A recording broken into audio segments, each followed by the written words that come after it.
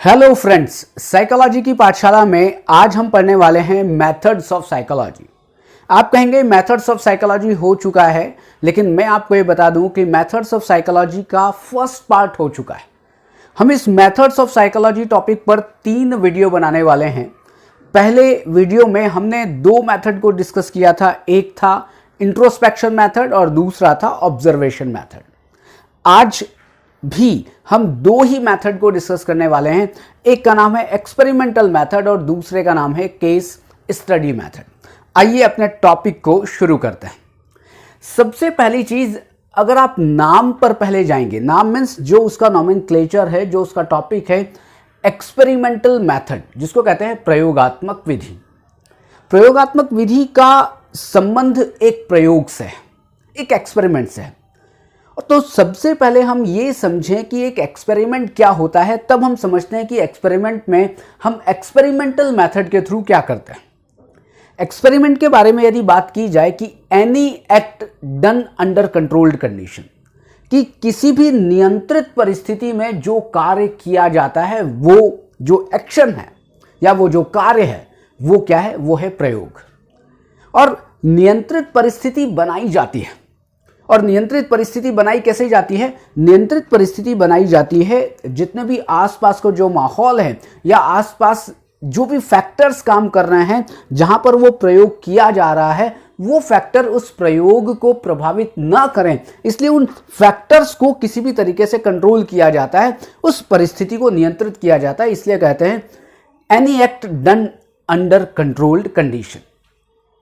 अब दूसरी चीज समझते हैं कि जब भी हम एक्सपेरिमेंटल मेथड की बात करेंगे तो वहां पर वेरिएबल्स की बात आएगी, चर की बात आएगी, कि यहां पर एक वेरिएबल का दूसरे वेरिएबल पर प्रभाव देखा जाता है। और अभी मैंने यह भी कहा कि प्रयोग को क्या कहते हैं?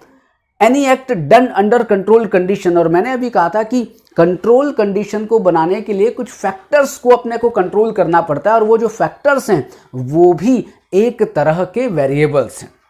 इसलिए एक्सपेरिमेंटल मेथड बिना वेरिएबल के नहीं हो सकता।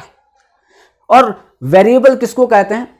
यहां पर मुख्य रूप से 2 तरीके के वेरिएबल की बात करने वाले हैं।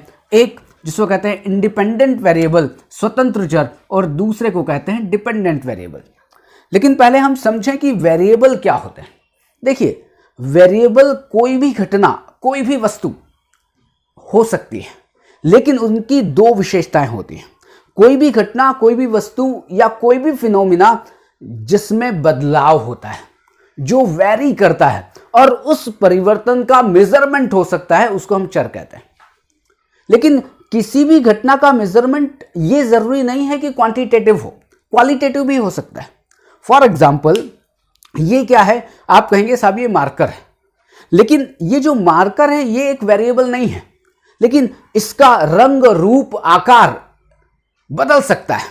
आप एक लाल वाला मार्कर भी ले सकते हैं, आप एक पीला वाला मार्कर भी ले सकते हैं, तो आप किसी और आकार का और साइज का मार्कर भी ले सकते हैं। तो ये जो इसकी विशेषताएं हैं, इन विशेषताओं का वर्णन किया जा सकता है, इन विशेषताओं का मेजरमेंट किया जा सकता है, और इन विशेषताओं में बदलाव हो सकता है। तो यहां पर वेरिएबल का मतलब है कि किसी भी घटना, किसी भी व्यक्ति की कोई भी विशेषता, कोई भी ऑब्जेक्ट जिसमें परिवर्तन हो सके, और दूसरा कि उस परिवर्तन का मेजरमेंट किया जा सके, चाहे वो मेजरमेंट क्वालिटेटिव भी हो सकता है, वो मेजरमेंट क्वांटिटेटिव भी हो सकता है, उसको हम कहते हैं चर। आप एक टॉपिक में यहां पर बनाता हूं, और टॉपिक से हमें समझ में आएगा कि हम इंडिपेंडेंट वेरिएबल और डिपेंडेंट वेरिएबल किसको कहते हैं। एक बड़ा ही सिंपल सा टॉपिक है, इफेक्ट ऑफ योग ऑन मेंटल हेल्थ। बहुत ही सिंपल सा टॉपिक है कि इफेक्ट ऑफ योग ऑन मेंटल हेल्थ, की मानसिक स्वास्थ्य पर योग का प्रभाव, एक हम स्टडी करना चाहते हैं। और इस स्टडी को करने के लिए मतलब कि हमें एक एक्सपेरिमेंट करना पड़ेगा, और वो एक्सपेरिमेंट किसी भी नियंत्रित परिस्थिति में किया जाएगा। अब यहां पर ये जो मैंने टॉपिक बताया है, उस टॉपिक में 2 वेरिएबल हैं। एक योग वेरिएबल है। क्यों? क्योंकि योग में परिवर्तन किया जा सकता है, ये डिपेंड करता है उस प्रयोगकर्ता के ऊपर, या मैं कहूं कि उस परिवर्तन का मेजरमेंट भी हो सकता है। और दूसरा एक वेरिएबल कौन सा है? जिसको कहते हैं मेंटल हेल्थ। और मेंटल हेल्थ का भी मेजरमेंट किया जा सकता है और मेंटल हेल्थ में परिवर्तन होता है। इसलिए तो कहा जा रहा है इफेक्ट ऑफ योग ऑन मेंटल हेल्थ। तो यहां पर स्वतंत्र चर और परतंत्र चर कौन से हैं? पहले तो यह समझा जाए कि इंडिपेंडेंट वेरिएबल जिसको आप स्वतंत्र चर कहते हैं उसका मतलब क्या है। देखिए, इसमें आप ये बात ध्यान रखिएगा कि जिस चर का प्रभाव देखा जाता है, बड़ी सिंपल सी इक्वेशन है, बड़ा सरल सा अर्थ है कि आप ये देखें कि ये जो टॉपिक बनाया गया है इफेक्ट ऑफ योग ऑन मेंटल हेल्थ, आप किसी भी दुनिया के किसी भी टॉपिक की बात करें वहां पर ये देखें किस चर का प्रभाव देखा जा रहा है। तो किस चर का, आप क्वेश्चन करें किस चर का प्रभाव देखा जा रहा है, तो आप कहेंगे कि अच्छा इफेक्ट ऑफ योग ऑन मेंटल हेल्थ, तो मुझे लग रहा है कि योग का प्रभाव देखा जा रहा है। तो जो योग का प्रभाव देखा जा रहा है मतलब कि जो योग है वो क्या है, वो आपका इंडिपेंडेंट वेरिएबल है। और सॉरी, और दूसरा अगर हम डिपेंडेंट वेरिएबल की बात करें तो क्या होगा, डिपेंडेंट वेरिएबल का मतलब है कि जिस पर प्रभाव देखा जा रहा है, आप पूरी घटना को देखें, पूरे टॉपिक को देखें और जिस वेरिएबल पर प्रभाव पड़ रहा है और जिस पर प्रभाव पड़ रहा है वो आपका डिपेंडेंट वेरिएबल है।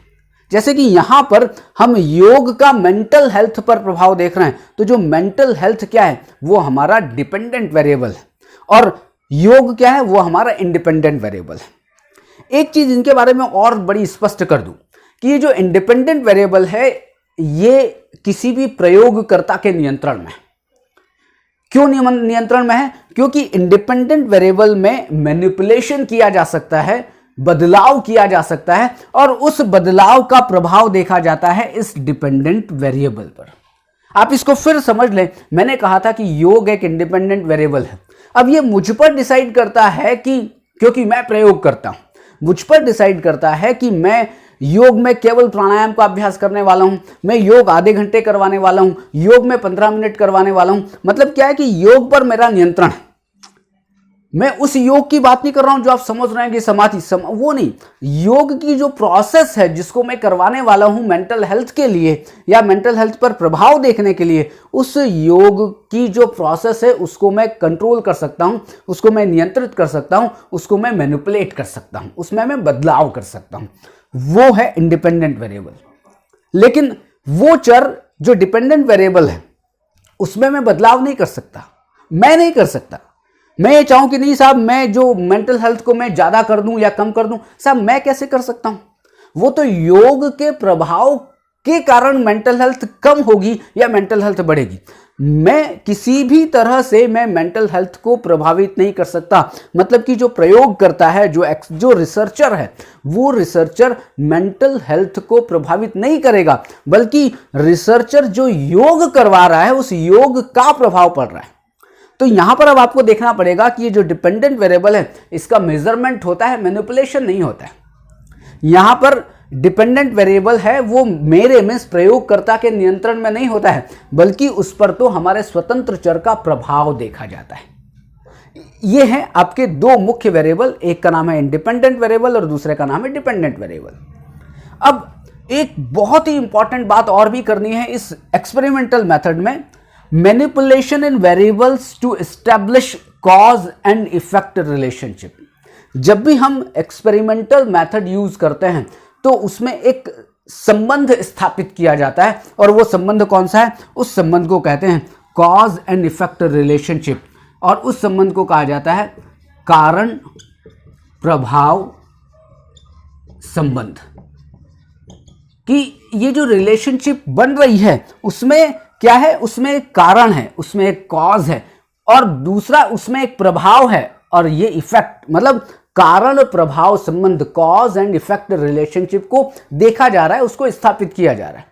अब आप खुद देखें इंडिपेंडेंट वेरिएबल और डिपेंडेंट वेरिएबल, मैंने कहा था इंडिपेंडेंट वेरिएबल का प्रभाव देखा जा रहा है, मतलब कि इंडिपेंडेंट वेरिएबल कारण है, वो कॉज है। और इंडिपेंडेंट वेरिएबल का मतलब क्या है? जो योग, उस टॉपिक में मैंने बताया था ना, तो योग क्या है? वो योग कॉज है और प्रभाव किसके ऊपर पड़ रहा है? वो पड़ रहा है मेंटल हेल्थ के ऊपर। तो इस टॉपिक में जब मैं पूरा एक्सपेरिमेंट करूंगा तो एक रिलेशनशिप एस्टेब्लिश करने की कोशिश करूंगा कि योग और मानसिक स्वास्थ्य में संबंध क्या है, किस तरह से योग किया जाए कि मानसिक स्वास्थ्य इंप्रूव हो, तो एक संबंध स्थापित होता है इस पूरे एक्सपेरिमेंटल मेथड में। तो यहां पर ये इतना ही मेथड है, जो मुख्य पॉइंट है वो मैंने आपको समझा दिए कि एक experiment any act done under control condition, variable जिसमें दो मुख्य वेरिएबल है। वेरिएबल वैसे बहुत सारे होते हैं, लेकिन मैं मुख्य दो वेरिएबल की बात मैंने की है। एक है इंडिपेंडेंट वेरिएबल जिसका प्रभाव देखा जाता है, एक है डिपेंडेंट वेरिएबल जिस पर प्रभाव देखा जाता है। और इस एक्सपेरिमेंटल मेथड द्वारा एक रिलेशनशिप स्टैब्लिश की जाती है जिसको कहते हैं कॉज एंड इफेक्ट रिलेशनशिप। अब हम पढ़ते हैं दूसरा मेथड, केस स्टडी मेथड। आपने ये केस वर्ड जरूर सुना होगा। एक डॉक्टर के पास जाते हैं तो आप डॉक्टर के लिए केस हो जाते हैं। आप जब एक वकील के पास जाते हैं तो आप एक वकील के लिए केस हो जाते हैं। आप किसी कंपनी के बारे में आप अध्ययन करते हैं तो कंपनी आपका केस हो जाती है। इसका मतलब यह हुआ कि केस स्टडी का मतलब कि केस का मतलब व्यक्ति नहीं है, केस का मतलब ग्रुप नहीं है, केवल केस का मतलब केवल कम्युनिटी नहीं है। केस का मतलब यह है कि कोई भी ग्रुप, कोई भी व्यक्ति, कोई भी कम्युनिटी, कोई भी संस्था, वो एक केस हो सकती है। तो केस स्टडी में क्या है, हम इन डेप्थ स्टडी करते हैं। किसकी? आप इंडिविजुअल की भी कर सकते हैं, मतलब कि एक व्यक्ति विशेष की केस स्टडी कर सकते हैं। दूसरा, आप एक किसी संस्था की केस स्टडी कर सकते हैं। तीसरा, आप एक किसी कम्युनिटी की केस स्टडी कर सकते हैं। चौथा, आप एक किसी भी ग्रुप की केस स्टडी कर सकते हैं, मतलब कोई भी समूह की स्टडी कर सकते हैं। और ये चाहे वो व्यक्ति जो हुआ वो भी एक केस है, जो एक संस्था हुई वो भी एक केस है, जो एक कंपनी हुई वो भी एक केस है, जो एक ऑर्गेनाइजेशन हुई वो भी एक केस है, या वो जो समूह हुआ जिसकी आप स्टडी कर रहे हैं वो भी एक केस है। तो आप केस का मतलब समझ रहे होंगे। तो किसकी स्टडी करनी है? Case study. आप जो भी केस ले रहे हैं उस केस की आप स्टडी करें, उस केस की आपको स्टडी करनी है। और कैसी स्टडी करनी है? In depth study of an individual, group और कम्युनिटी, कि उस इंडिविजुअल की, उस ग्रुप की, उस कम्युनिटी की, उस संस्था की, उस समूह की बहुत इन डेप्थ, बहुत ही गहराई में स्टडी करनी है कि उसका पूरा के पूरा सारी की सारी चीज पता लग जाए। जैसे आप एक वकील करता है, जैसे आप एक डॉक्टर के पास जाते हैं तो डॉक्टर पूछताछ करता है, क्या हुआ था, कैसे हुआ था, कब से हुआ था, क्या हो रहा है। मतलब आप क्या पूरी की पूरी अच्छी इन डेप्थ, बहुत ही अच्छी गहराई में किसी की स्टडी कर रहे हैं, उसको कहते हैं केस स्टडी मेथड। इसके बारे में एक चीज और आपको बताऊं कि जब हम क्लिनिकल साइड की बात करते हैं, हम क्लिनिकल साइकोलॉजी की बात करते हैं, हम एबनॉर्मल साइकोलॉजी की बात करते हैं, तो इस केस स्टडी मेथड को हम क्लिनिकल डायग्नोसिस मेथड भी कहते हैं। क्यों? क्योंकि वहां पर एक क्लिनिकल जो एक व्यक्ति है उसकी डायग्नोसिस की बात हो रही है, तो वहां उस व्यक्ति से संबंधित सूचनाओं को इकट्ठा किया जाएगा। जब आप एक किसी अमूल कंपनी के ऊपर आप केस स्टडी करेंगे तो अमूल कंपनी से रिलेटेड सूचनाओं को आप इकट्ठा करेंगे। आप मुकेश अंबानी पर स्टडी करेंगे तो मुकेश अंबानी से संबंधित जो भी सूचनाएं हैं उसको आप इकट्ठा करेंगे। तो अब आप केस स्टडी का एक बहुत ही सामान्य जो अर्थ है वो आप समझ गए होंगे। लेकिन केस स्टडी में करते क्या है? मैंने अभी कहा कि सिंपल सी बात है कि हम सूचनाओं को इकट्ठा कर रहे हैं और इकट्ठा करने के बाद हम एक किसी भी कंक्लूजन पर पहुंचने की कोशिश कर रहे हैं। सूचनाएं कैसे इकट्ठी होंगी? बेसिकली सूचनाएं जो इकट्ठी होती हैं वो क्या होता है कि पहले प्रारंभिक सूचनाएं होती हैं। मान लिया आप मेरी स्टडी करना चाहते हैं, पहले प्रारंभिक सूचनाएं, विवेक का नाम क्या है, विवेक कहाँ रहता है, विवेक की माता का नाम क्या है, विवेक के पिता का नाम क्या है, विवेक के घर में कौन कौन लोग हैं, या विवेक के बारे में एक जनरल आपने पहले इंफॉर्मेशन इकट्ठी की। ये क्या हुआ? ये प्रारंभिक सूचनाएं हुई। उसके बाद दूसरा आता है कि आपने प्रारंभिक सूचनाएं तो ले ली, लेकिन अब विवेक के पास हिस्ट्री की बात करें।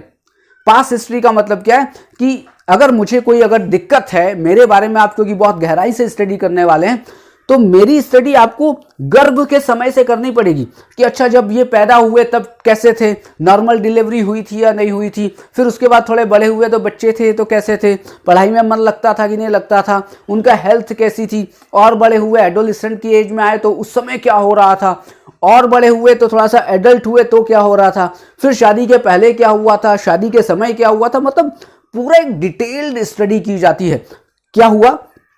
पास्ट जो हिस्ट्री है, पास्ट हिस्ट्री का मतलब है कि आज के पहले जो भी कुछ मेरे साथ हुआ है उस सब को इन डेप्थ लिखा जाता है, ऑब्जर्व किया जाता है कि एक सही कंक्लूजन पर पहुंच सकें। तीसरी चीज क्या होती है कि आपने पहले साहब मेरी प्रारंभिक सूचनाएं तो ले ली, दूसरा मेरा हिस्ट्री भी देख ली, तीसरा अभी वर्तमान भी आपको देखना पड़ेगा कि अभी वर्तमान में क्या है। क्योंकि आप जब डॉक्टर के पास जाते हैं तो कहेंगे साहब मेरे को पहले ये होता था, वो कहता है ये पहले होता था, लेकिन अभी क्या हो रहा है ये तो बताओ। जब अभी जो हो रहा है या अभी चीजें क्या हैं उससे भी आप एक नए कंक्लूजन पर पहुंचने की कोशिश करेंगे। तो 3 बातें हो गई। और चौथी चीज जो इंपॉर्टेंट है कि आप अभी के बारे में जो आप बात कर रहे हैं, जो वर्तमान के बारे में बात कर रहे हैं, आप वर्तमान के बारे में सूचनाओं को इकट्ठा कर रहे हैं, तो उसमें मुख्य लक्षण क्या है, उसमें चीफ सिम्टम क्या है, या आप कहें कि मुख्य विशेषताएं क्या है। कि आप अमूल कंपनी के बारे में एक केस स्टडी लेने की कोशिश कर रहे हैं, तो पहले तो अमूल के बारे में एक जनरल इंफॉर्मेशन मिल गई। अब पास हिस्ट्री का मतलब कि अमूल आज से पहले कब शुरू हुई थी, कैसे शुरू हुई थी, क्या हुआ था, तब से लेकर आज तक की पास स्टडी हो गई। अब अभी अमूल की करंट सिचुएशन क्या है, अभी अमूल की जो करंट जो चीफ सिम्टम क्या, चीफ कैरेक्टरिस्टिक्स क्या है, अभी विशेषताएं क्या है, इस तरह से पूरी केस स्टडी की जाती है। तो ये जो केस स्टडी मेथड है या एक्सपेरिमेंटल मेथड है, ये साइकोलॉजी में बहुत ज़्यादा यूज किए जाते हैं। और मुख्य रूप से केस स्टडी को किया जाता है क्लिनिकल साइड, जो क्लिनिकल जो पर्सपेक्टिव है, जो एबनॉर्मल साइकोलॉजी है, जो क्लिनिकल साइकोलॉजी है, उसमें हम केस स्टडी मेथड को ज़्यादा यूज करते हैं। लेकिन जब एक्सपेरिमेंटल मेथड की बात आती है तो आपने सुना होगा एक वर्ड जिसको कहते हैं एम्पिरिकल रिसर्च और या एक्सपेरिमेंटल रिसर्च, उसमें एक्सपेरिमेंटल मेथड यूज किया जाता है। आज के लिए इतना ही, कल फिर मिलने वाले हैं, फिर अगेन जो 2 या 3 जो मुख्य मेथड्स बचे हुए हैं उसके ऊपर हम डिस्कशन करेंगे। तब तक के लिए आपको बहुत बहुत धन्यवाद। चैनल को यदि अभी तक सब्सक्राइब नहीं किया है तो चैनल को सब्सक्राइब करिए, वीडियो अच्छा लगा हो तो वीडियो को लाइक करिए और दूसरों तक पहुंचाने की कोशिश करिए कि किसी को साइकोलॉजी समझनी है तो वो भी वीडियो देखकर साइकोलॉजी को समझ पाए। Thank you very much.